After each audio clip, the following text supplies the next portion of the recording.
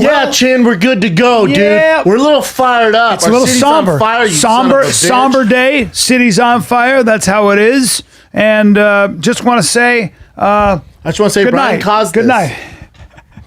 I text Will Sasso. I go, fucking racist. And he goes, hey, fuck you. I go, you started this whole thing. I don't. The funny thing that most people feel is like, I think overall this is positive. In the long run, because the protests are just as many white people, black people. Everybody's like, hey, every color. Hey, this slow torture of a man in broad daylight. No one agrees with it. I don't give a fuck. Like I keep seeing these memes about like he did this, back then. Doesn't matter. I don't give a fuck.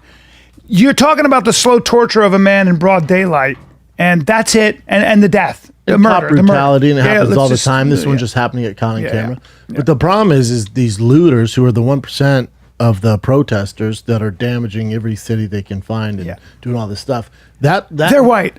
I'm sorry. No, but that's not fair either. But that's not fair. I don't like when people. It's not all just white and Antifa. That's not fair either. That's true. You're giving Antifa too much credit. Yeah. A lot of those, yes, they're black looters. A lot of those people are people who are looting. Who 40 million people are unemployed. Yeah. And then you stick the the mayor of Atlanta said, and Killer Mike said, you want to make a difference, don't burn your own house down.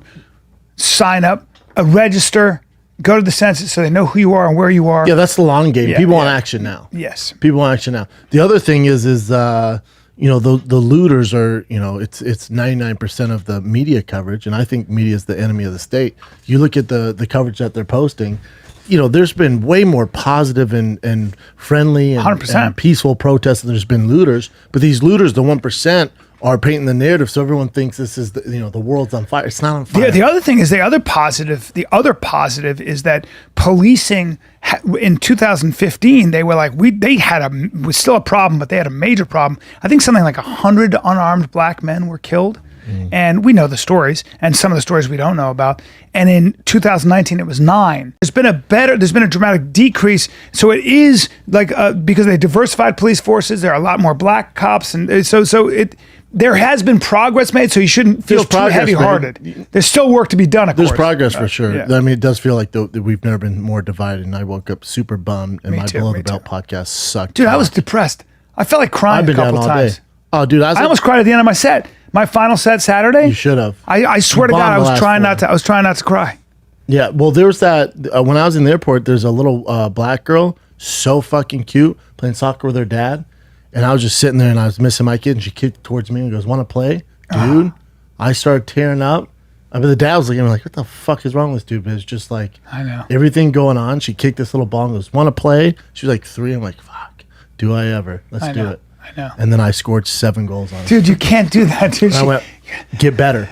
You can't talk trash to her. She just want to play soccer, man. You can't take advantage. Some fat white girl walked by and went, "You're the problem." And you kicked the ball in her face. Yes. And then you started a riot. Yeah. And the airport caught on fire. But that's besides the point. Yeah, man. Houston was great, though. Oh, fuck. We had such a blast in Houston. Yeah, well, you know what you have? You have a cop problem. Most of the cops in the world are fantastic. Cop, They're fantastic. Yeah. Most cops have a very hard job. They have the toughest job in the world. They have a very hard job. They do a great job. You are always going to have, I'm sorry to say, you're always going to have assholes in every business. And you're going to have murderers in every business. They're going to fuck things up for the vast majority. Oh, did you post our video finally? Yeah, I did. Yeah. Yep. Yeah, baby. Yeah, baby.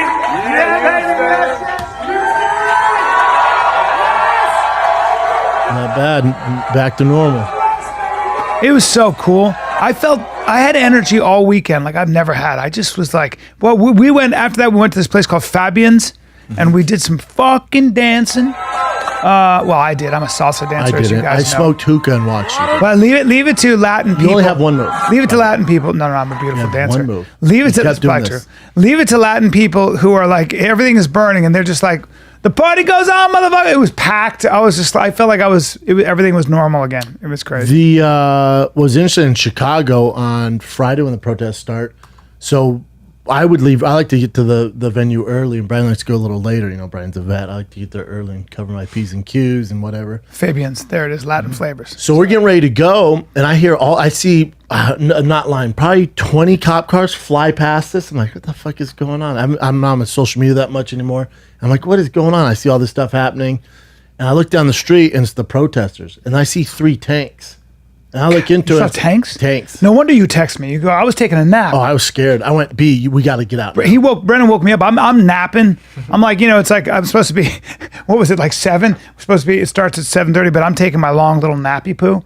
And you were like, We got to get out now. Yeah. Because I talked to one of the cops, I go, what's going on? He's protesting, like, oh shit. He goes, they're going to start barricading everywhere around here. So I go, damn, I have a show at 7. He goes, you better get going. He goes, and you're not going to be able to get back in for a while. Damn. So that's when I was like, dude, we got to get the fuck out, and then we should just stay in a hotel. I packed my survival bag. Me too. I had my flares. I told Jay, Had my compass, my canteen. Jay goes, what am I going to do about my contacts? I went, we'll go to CVS and get you the juice to put them in, dude. We're not going to fucking come back here like zombie land and figure it out, though. Yeah, those the. Jay. It's a vulnerable feeling. Venice, man. I just heard because I live right near the firehouse in Venice, and They fucked with the firehouse? no, the engines just kept coming out.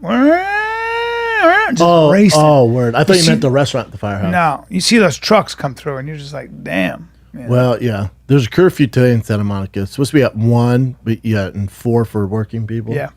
No, 1 is for businesses and 4 for everybody else. Oh, gotcha. Wow. Yeah, it was a little By the way, I was not a fan of the shutdown. I'm a fan of curfews when shit's out of control. Well, yeah, because these Antifa and these other rioters and looters, what they're doing, they're camouflaging themselves within the peaceful protesters, they're and hijacking regular people. So you can't. It's harder to figure out what's going on. Well, this with curfew though, no one's out. You can kind of single them out. This black woman was like watching these 2 white kids, maybe Antifa, and they were spray painting Black Lives Matter on this storefront. And she was like, hey, we're not here to cause vandalism. I'm here to fucking protest. You guys are hijacking this. And she said, this isn't us. They're going to blame us. It was pretty fucking, I was like. But again, that's why you can't let these riots paint the narrative of what's going on and mask what really, is the problem with the judicial system and black people and all that stuff. Yes. It's a real problem, man. So Martin Luther King said, rioting is a reaction. It is not a response. And he said, Martin Luther King, it was I'll find the quote, but it was really interesting about how when you riot and you destroy, inherent is that is defeat and is not something that you're going to change. Oh, did you see our boy Eddie Bravo's gym? Yeah, man. You want to ruin your day? Yeah. Our good friend Eddie's gym destroyed, set on fire, Yeah. unusable. I mean, there's insurance and stuff, and we'll start a GoFundMe for him, but still. Yeah. I'll tell you what, it's a lot, when you see the riots in Chicago and New York, obviously I love New York, I love Chicago, but when it's not in your hometown or not places you're like, God, that's terrible, but you kind of move on. But then when you're watching the news, you're like, oh, well, hold on, that's Main Street? Well, we're right by I eat lunch there. Oh, well, that's ruined. Yeah. Oh, but Box and Burn, well, that's ruined. But, that's ruined. You're like, holy fuck, Yeah, dude. man. It hits home like anything else. But at least we got to do what we do and make people laugh. Yeah, how about Antifa said, let's take it to the neighborhoods because they got Yeah. kicked off social media. It's like, oh, Jesus. Well, here's what's interesting to me. All my very anti-gun liberal friends, I've had 3 phone calls. Not all, but 3 phone calls, and they're all like, "Do you have? Where can I get guns? And do you have a gun? And can I call you?" And I'm like, "There you go." I fucked up, dude, because I got home yesterday and I saw everything going on, and I turned on the news to watch, Santa Monica on fire and them doing their fucking thing, and I didn't think Tiger was paying attention. He was playing with his toys, and then he wants to go to bed and he's all scared. I'm like, "Why are you scared, dude?" And he starts talking about the riots. Are they gonna come here? I'm like, "Oh fuck." Then he can't sleep. My kids too. And then he goes, "Papa, I've been shaking my bed all night." I go, "Come on, get in bed. Get in bed." It was a long night, dude. I fucked up. Fuck. I didn't think he was paying attention. They pay attention. They pay attention. My kids same way. Yeah. My kids same way. So hopefully, and my father-in-law is a cop, man, and Well, Antifa's been labeled a terrorist organization, or is going to be, and what that means. which people are like, "Oh, it's distracting away from what to do." Well, say what you want about Antifa, but what happened? I don't mean to interrupt you. Yeah. Go ahead. No, but it's the same thing that we did with when we had a mafia problem. Is when they make those terrorist laws, and people are like, "Oh, it's not that big of a deal." No, it's a big deal because if you're not all the way in on Antifa and you get caught and you're part of that, going to prison for 40 years. Yeah, son. you're looking at federal crimes in the And that's when they started. That's how they got the mob to snitch, because they went, well, you know, you can get 40 years now. And you get caught up in the RICO Act as well. So what Yeah, it's a happens is, nightmare. if you're caught with people who are in Antifa, you can be caught in racketeering. I know we've kind of been on Trump's nuts a little bit. I don't like to get too political. Been on his nuts a little bit during Corona, which I appreciate him for, and open up the states and stuff like that.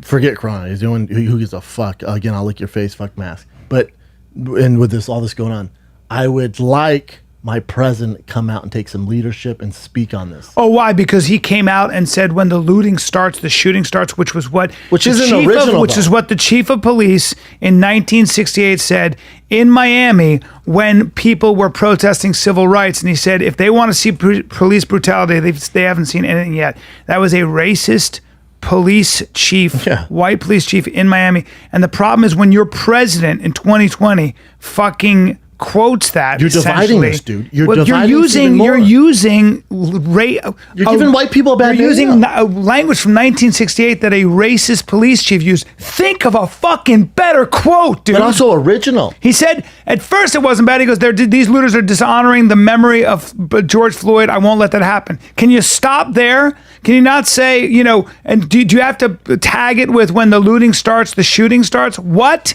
Everybody, like Killer Mike and everybody who's a fucking black leader knows exactly what that means. You can't do that. The Tim Walz told me that the military is with him all the way. Any difficulty, we will assume control. But when the looting starts, the shooting starts. Taken from what's his name? Walter Harold? What the fuck is this? The chief of police in 1968. Either way, though.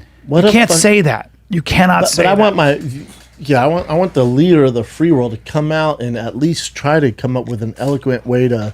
Yeah, but Bubba, he's a law and order president, meaning, look, Al Sharpton was very, very clear on this. Al Sharpton said, you guys have to be careful not to destroy your neighborhoods, because what happens is you will, it's a self-defeating prophecy. After Martin Luther King was assassinated, there was looting and rioting, and Al Sharpton was 13 years old. And what happened was, people got scared and they voted in a law and order president, and that was President Nixon. You have to be careful, because sometimes when you are protesting and destroying things, people get scared, they want order, and it's a self-defeating prophecy. So again, this is not lost on the mass majority of especially black protesters who are protesting peacefully. So, it's hard, man. This is an emotional catharsis for a lot of people. It's fucking hard. It's just hard, man. Yeah, let's move on, dude. Yeah. Best we I'll can. tell you this right now. Yeah. Watch your tone. Okay. What's going to happen? What are you going to do? Use some of that boxing you've been doing? Don't you fucking disrespect.